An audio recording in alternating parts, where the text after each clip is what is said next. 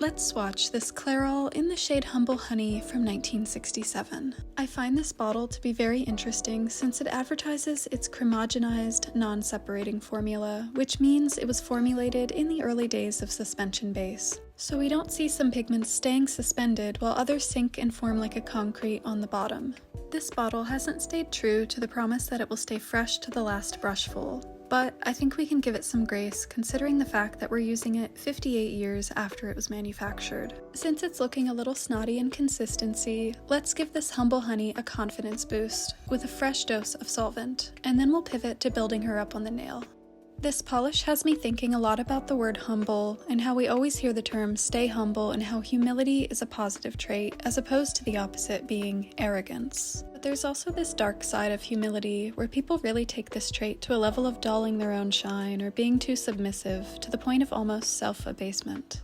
Like, you shouldn't be so humble that you can't take credit for your achievements. For example, if you did something really cool, I want to be able to celebrate you.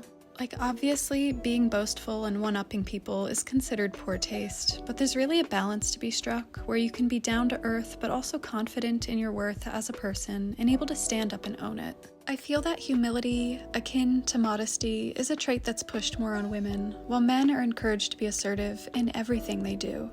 Those are just my musings of the day as a person who has struggled with taking credit for the positive happenings in my own life.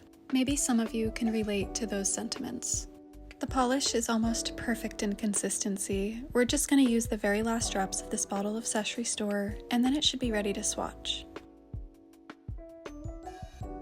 This has a very gentle shimmer to it, and it's applying rather smoothly. Notice in the next frame how my brush strokes leveled out. I don't think this color is the best for my skin tone, but I imagine it would look incredible on somebody with a caramel complexion.